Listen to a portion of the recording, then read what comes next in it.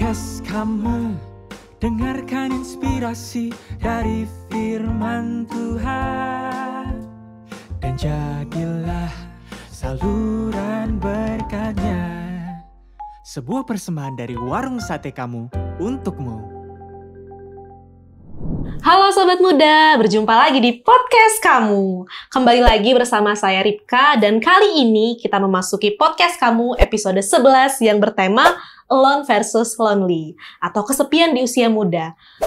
Tapi kalau ngomongin alone versus lonely, kenapa di versusin ya? Apakah ada perbedaan atau sebenarnya sama aja nih, kan sendiri dengan kesepian?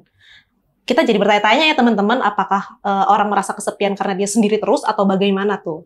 Tapi sebelum kita kupas temanya, perkenalkan dulu dong. Di sini nih di sebelah saya ada Cici cantik nih yang akan jadi speaker kita kali ini. Halo Ci, apa kabar? Halo Rika. Kabar baik, puji Tuhan. Puji Tuhan. Sebelum kita bahas nih temanya, Ci, boleh perkenalan dulu dong untuk sobat dulu muda. Ya. Oke. Hai Sobat Muda, nama saya Septiana. Saya adalah konselor full time di LifeSpring Counseling and Care Center di Tanjung Duren di Jakarta Barat.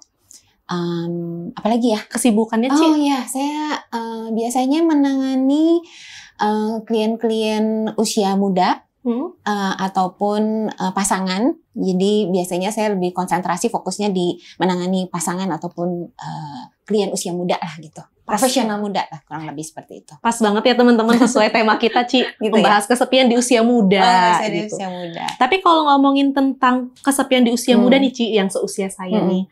Ada riset BBC yang menunjukkan bahwa kesepian juga lumrah dialami oleh anak-anak muda masa kini, Ci. 40% responden mengakui diri kesepian ada di kelompok usia 16 sampai 24 tahun. Lebih tinggi nih, Ci, daripada para lansia yang berada di angka 27% gitu. Nah, tapi sebelum kita membahas tentang anak mudanya sih, Ci, sebenarnya kesepian versus sendiri itu apa artinya sih, Ci? Perbedaannya apa gitu? Perbedaannya ya. Nah, perbedaannya tuh gini. Kesepian itu kan kalau secara definisi ya, Rika ya, merupakan sebuah kondisi emosional gitu ya, yang bersifat subjektif, yang dirasakan oleh seseorang akibat karena berinteraksi dengan orang. Nah, kurang lebih seperti itu ya. Karena berinteraksi dengan orang, dan itu bisa menimbulkan satu persepsi gitu ya, atau satu perasaan yang sifatnya tuh subjektif yang dirasakan oleh orang tersebut. Sementara kalau yang namanya kesendirian itu merupakan sebuah kondisi di mana seseorang tuh berada di dalam situasi yang memilih untuk sendiri ataupun karena memang keadaan yang menyebabkan dia harus sendiri. Nah, kesepian bisa terjadi pada saat seseorang hidup sendiri gitu. Tetapi tidak serta-merta bahwa orang yang memilih untuk hidup sendiri itu selalu mengalami kesepian, nggak selalu.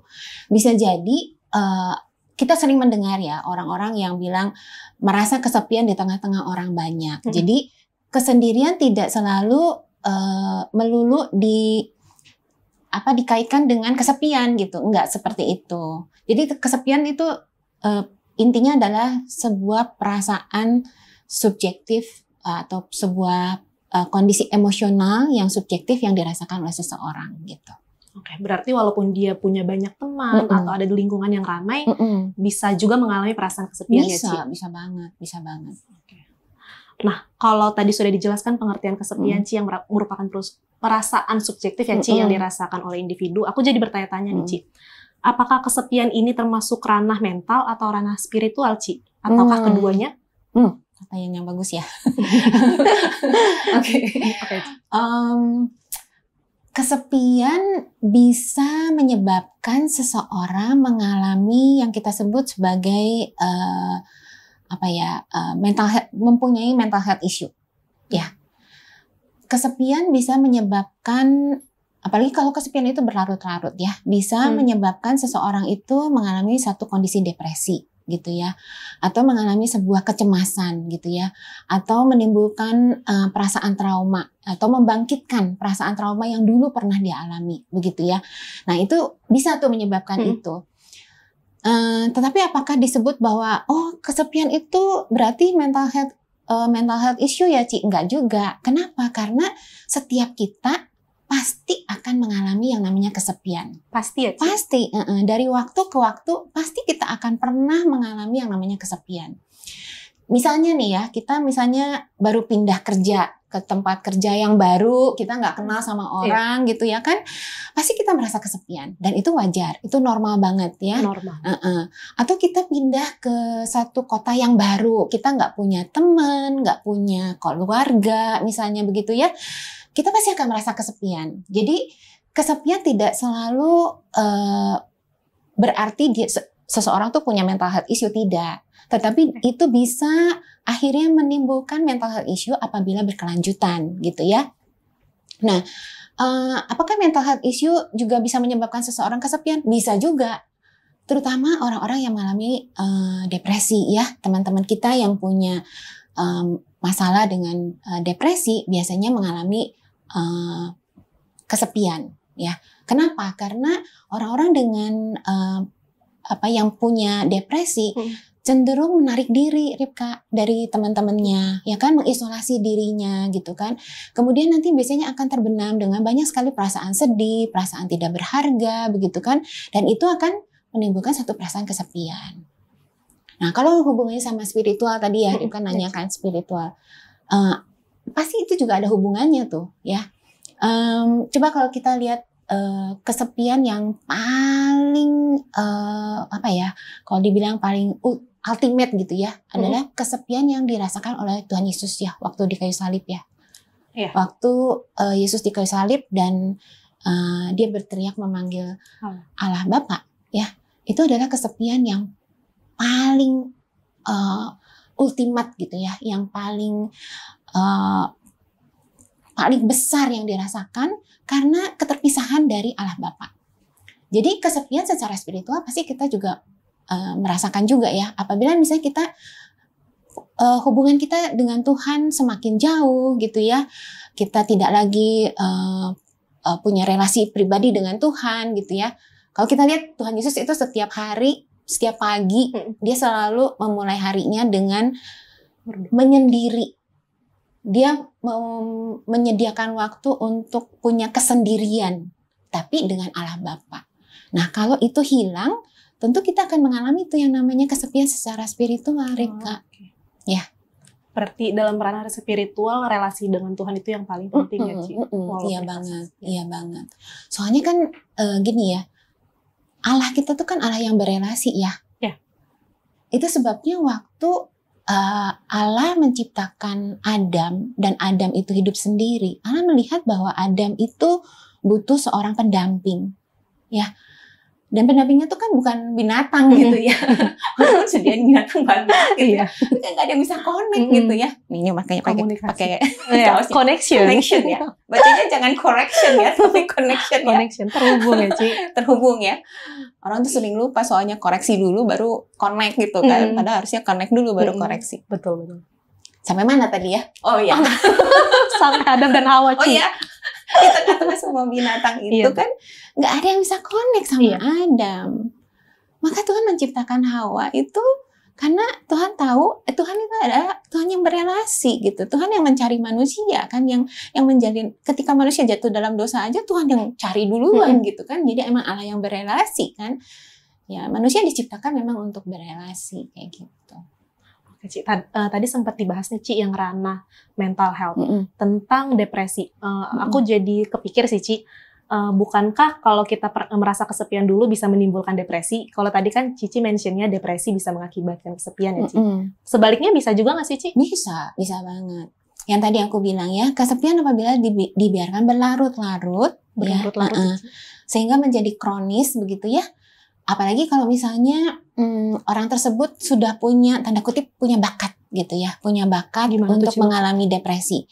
Jadi misalnya ada anggota keluarga yang punya riwayat depresi. Biasanya secara genetik ya, orang tersebut punya kecenderungan atau kemungkinan yang lebih besar untuk mengalami depresi. Jadi punya bakat tanda kutip gitu ya. Aku baru tahu, Ci. Jadi ada faktor genetik juga ya? Ada. Oh, gitu. Tentu tidak ada satu faktor tunggal ya yang menyebabkan depresi ya, bukan hanya faktor genetik tapi ada faktor-faktor yang lainnya. Nanti panjang urusannya kalau kita bicara tentang depresi. Iya benar. Nah, kesepian dulu ya. Tadi kan depresi termasuk faktornya, Ci. Nah, ini ngomongin faktor-faktornya juga nih, Ci, yang mempengaruhi mental dan spiritual yang tadi udah disebutkan. Faktor-faktor apa aja, Ci, yang menyebabkan seseorang itu terjebak kesepian? Nah, faktor-faktornya tuh banyak ya, Ripka ya. Seperti tadi saya bilang ya, nggak ada faktor tunggal yang menyebabkan kesepian ya. Yang terutama yang paling besar adalah faktor kehilangan. Ya, kehilangan relasi itu menyebabkan seseorang kesepian. Kehilangan relasi bisa bentuknya ada anggota keluarga atau teman ataupun orang yang dekat dengan kita yang meninggal. Jadi relasinya hilang tuh ya, orangnya juga hilang. Itu bisa menyebabkan kesepian. Kehilangan bisa juga bentuknya tuh bukan hanya karena kematian ya, tetapi juga karena yang tadi saya bilang misalnya pindah tempat kerja, itu juga kehilangan kan, kehilangan tempat yang lama. Ataupun pindah kota gitu kan, ataupun ada relasi yang rusak dengan anggota keluarga misalnya begitu ya, yang atau relasi yang rusak dengan teman misalnya gitu, sehingga tidak lagi terhubung, tidak lagi terkoneksi dengan teman, itu bisa menyebabkan kesepian. Kemudian faktor yang lainnya selain itu ya ada mental health issue juga yang bisa menyebabkan seseorang kesepian. Banyak sih ini ya yang menjadi faktor. Secara spiritual juga pasti itu menjadi salah satu faktor penyebab seseorang mengalami kesepian. Tapi yang paling berpengaruh itu dari yang tadi udah Cici sebutkan, yang paling berpengaruh apa, Ci? Ya itu, yang relasi. Terputusnya relasi atau kehilangan ya. Kehilangan relasi itu yang menyebabkan seseorang itu mengalami kesepian. Kehilangan relasi. Berarti memang relasi itu penting banget ya, Ci? Relasi penting banget. Sebuah penelitian ya, terutama di bidang neuroscience itu ya, mengatakan bahwa anak-anak yang terhubung dengan orang tuanya itu otaknya tuh berkembang lebih besar gitu ya. Jadi artinya kemampuan dia untuk bisa bertumbuh itu lebih optimal kalau dia punya koneksi yang dekat dengan hangat gitu ya, dan intim dengan orang tuanya, dengan anak, dengan mama dalam hal ini biasanya ya sebagai primary figure. Bisa juga bentuknya mungkin bukan mama, bisa bentuknya papa, atau bisa bentuknya eyang, opung, engkong, emak, atau misalnya pembantu rumah tangga yang memang cukup care gitu ya untuk bayi tersebut. Itu penting banget koneksi, relasi ya. Nah, kalau tadi kesepian, kalau tadi udah disebabkan faktor-faktornya, Ci, jadi bertanya lagi nih, Ci. Kesepian itu selalu dapat pertanyaan. Enak, ini relate banget soalnya, Ci, untuk kaum muda yang mengalami. Saya juga pernah soalnya ngerasa kesepian, dan aku juga jadi bertanya nih, Ci. Aku jadi bertanya-tanya, Ci, apakah perasaan kesepian ini perasaan yang buruk gitu, Ci, atau merusak kita, atau bagaimana, Ci? Apalagi untuk orang-orang yang introvert gitu, yang mempunyai waktu me time. Tadi kan aku bilang ya, kesepian itu merupakan sebuah hal yang normal, wajar banget kalau kita from time to time itu kita mengalami yang namanya kesepian, ya kan? Apakah itu sesuatu yang buruk? Ya, itu akan jadi hal yang buruk apabila kita mulai menarik diri. Kita mulai mengisolasi diri, ya. Dan akhirnya akan mempengaruhi fungsi hidup kita yang lainnya. Kita mulai kehilangan motivasi gitu ya untuk bekerja, kehilangan motivasi untuk bertemu dengan orang, bahkan yang paling parah kesepian itu bisa menyebabkan seseorang ingin mengakhiri hidupnya. Karena bayangkan kalau kita tidak punya siapa-siapa gitu ya. Kita merasa sendirian gitu ya. Itu sebuah tadi kan saya bilang itu perasaan emosional subjektif ya, yang sangat-sangat tidak bisa tertanggungkan gitu, sehingga akan menjadi buruk ketika akhirnya seseorang itu berpikir tidak ada jalan lain kecuali saya mengakhiri hidup karena tidak ada lagi tujuan gitu ya. Nah, tapi memang betul ada orang-orang introvert itu yang gimana mau terkoneksi sama orang gitu ya, tipe-tipe yang bukan mulai duluan, tipe-tipe yang bukan mulai duluan gitu kan, pasti lebih sering diliputi dengan perasaan kesepian, dan itu ya sekali lagi itu merupakan sebuah hal yang normal, yang wajar. Jadi kenali aja gitu. Oh iya ya, kalau saya suka bilang sama klien saya atau teman-teman saya tuh ya, kenali aja kalau dia lagi datang berkunjung, dia tuh kita kesepian ya, si kesepian itu lagi datang berkunjung, kenali aja. Oh iya, saya lagi kesepian. Oh, lagi datang berkunjung nih si kesepian nih ya. Oh ya, dikenali aja kehadirannya. Karena kalau kita nggak kenali kehadirannya, kita akan terbawa tuh sama si kesepian. Jadinya malah makin nggak pengen ketemu orang, makin seneng sendirian gitu, makin lah gitu. Tapi kalau misalnya dia mencari teman, Ci, itu bisa menjadi solusi nggak sih, Ci?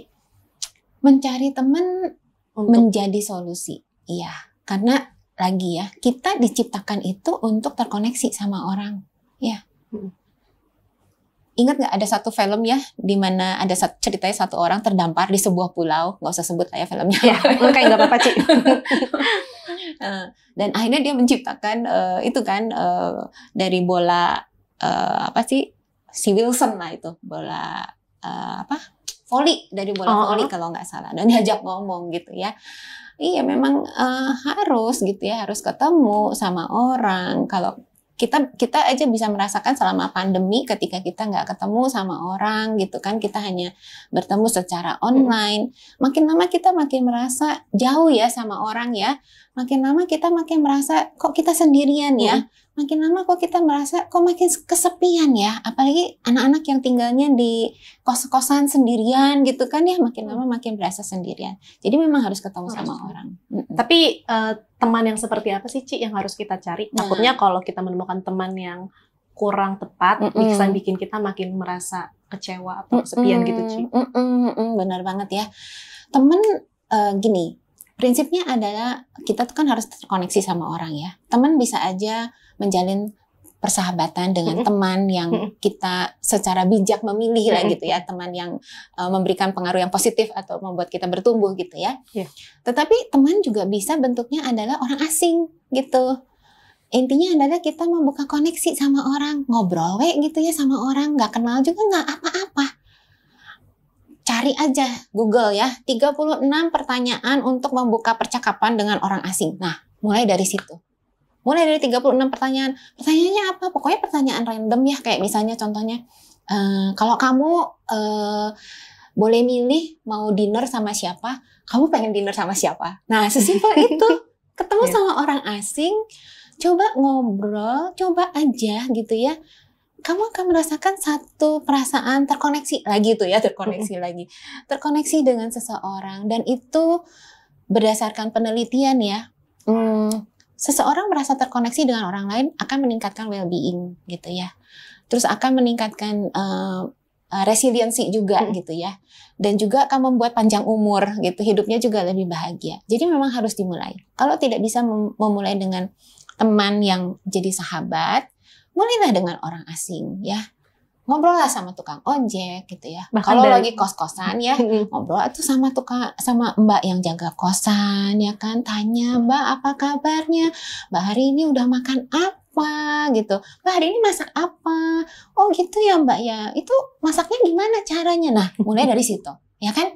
Kalau nggak misalnya kamu keluar gitu ya, atau masuk ke kantor gitu kan ya, ketemu sama siapalah teman-teman kantormu sebelah, tanya yang tadi saya bilang 36 pertanyaan random, 36 pertanyaan untuk kalau bingung topiknya ya, Ci. Kalau bingung topiknya gitu. Berarti kita punya relasi dengan Tuhan pun memang nggak cukup ya, Ci. Kita harus mau keluar untuk memulai hubungan duluan dengan orang ya. Banget, iya. Okay. Nah, tapi kalau dampak secara psikis tadi kan udah banyak disebutin ya, Ci. Dampak secara fisik tuh bagi tubuh seseorang yang terjebak dalam kesepian apa aja sih, Ci? Oh banyak. Itu berdasarkan penelitian ya, kan bisa mempengaruhi secara fisik juga ya. Artinya masalah dengan jantung misalnya gitu ya, atau dengan kesulitan tidur gitu ya, membuat seseorang mengalami insomnia misalnya gitu ya. Nah insomnia itu bisa nanti berlanjut tuh kemana-mana tuh ya. Nanti jadi sakit kepala, nanti mempengaruhi juga fungsi pencernaan dan sebagainya. Itu secara fisik ya. Secara psikis kan tadi udah dibahas ya, bisa mempengaruhi itu seseorang punya depresi sampai mengarah pada bunuh diri dan sebagainya gitu. Nah, tapi memang ya Ripka ya, yang tadi saya bilang ya, ayo cari teman gitu. Kalau nggak punya teman, ngobrol aja sama orang asing. Kadang-kadang untuk kasus-kasus tertentu ya, apalagi misalnya orang-orang dengan mental health issue ya, tentu tidak semudah itu gitu ya untuk memulai percakapan. Maka butuh pertolongan profesional sih Ripka untuk istilahnya membantu dia ngeberesin dulu lah gitu ya. Entah itu depresinya, entah itu misalnya traumanya, entah itu misalnya kecemasannya gitu ya, gangguan kecemasan yang mungkin lebih tepat kalau ditangani oleh konselor-konselor profesional. Nah, kalau teman-teman misalnya merasa, aduh cari kemana ya Ci? Nggak apa-apa, boleh silahkan datang ke Lifespring gitu ya. Di sini banyak sekali konselor-konselor yang memang secara profesional mendalami sekolah ya untuk konseling gitu ya, ataupun psikologi gitu ya, S2 psikologi maupun S2 konseling. Dan teman-teman di Lifespring ini semuanya anak-anak Tuhan gitu ya. Jadi please welcome untuk datang untuk membicarakan gitu ya gangguan-gangguan mental health yang tadi kita bicarakan itu gitu, sehingga pencarian untuk keluar dari kesepian itu lebih terbantu lah gitu. Ya, kalau tadi disebutkan mental health ya Ci, seerat apa sih Ci kaitan antara kesepian dengan depresi atau stres? Erat sekali itu, erat sekali. Kalau stres itu kan, stres sama depresi lain ya. Oh ya, gimana tuh Ci? Gimana Ci? Nanti panjang. Tapi gini, stres bisa menyebabkan seorang depresi nggak? Bisa. Depresi bisa menyebabkan seorang stres nggak? Bisa. Itu ada kaitannya nggak? Ada. Kesepian ada nggak kaitannya sama depresi? Ada banget. Tadi kita udah bicara banyak ya, ada mereka berkorelasi tuh mereka tuh, si kesepian dan si depresi itu berkorelasi. Stres berkorelasi nggak dengan si depresi? Banget gitu. Itu pasti ada kaitannya. Tapi apakah kesepian menyebabkan seseorang stres? Bisa banget gitu. Kalau kita kesepian, makin lama makin kesepian, nggak bisa cari teman, makin stres nggak makin stres gitu ya. Berasanya kayak, aduh kenapa gue kok nggak bisa ya punya teman ya? Aduh kenapa kok nggak ada yang care ya misalnya sama gue ya misalnya. Jadi makin negatif thinking. Jadi makin negatif thinking, gitu. Berarti kalau depresi sama stres itu apakah perbedaan tahap atau gimana Ci untuk bisa membedakan sih Ci kalau ketika kesepian apakah ini karena stres atau karena depresi? Iya, itu stres sama depresi itu dua hal yang berbeda ya kan. Kalau orang tuh pasti mengalami stres sama kayak kesepian. Semua orang pasti mengalami stres dan kadang stres itu dibutuhkan ya. Oh, dibutuhkan. Dibutuhkan. Kalau misalnya Ripka nih dikasih deadline nih sama ODB nih ya. Our daily break. Stres kan, langsung stres kan ya, stres. Waduh ini harus tayang nih gitu ya. Tapi stres yang positif karena membuat Ripka harus termotivasi ya kan untuk menyelesaikan gitu kan. Terus termotivasi untuk mikir nih topik-topiknya apa gitu dan sebagainya. Stres dibutuhkan. Tapi kalau stres berkelanjutan bisa menyebabkan seorang depresi nggak? Bisa banget gitu ya. Nah tapi depresi itu beda jurusan gitu ya. Itu lebih ke satu kondisi mental seseorang yang ya itulah lebih khusus ya Ci? Lebih khusus ya. Nah Ci, kalau kita tadi ngebahas tentang kesepian hal yang normal, misalnya kita udah mencari cara Ci untuk menghilangkan kesepian, apakah kesepian itu bisa total hilang hingga kita nggak bisa merasakan kesepian lagi atau itu hanya sementara waktu Ci? Kalau dibilang total hilang enggak ya, nggak mungkin bisa total hilang. Saya rasa sejak manusia jatuh di dalam dosa ya, itu kan ada keterpisahan dengan Allah, ya kan?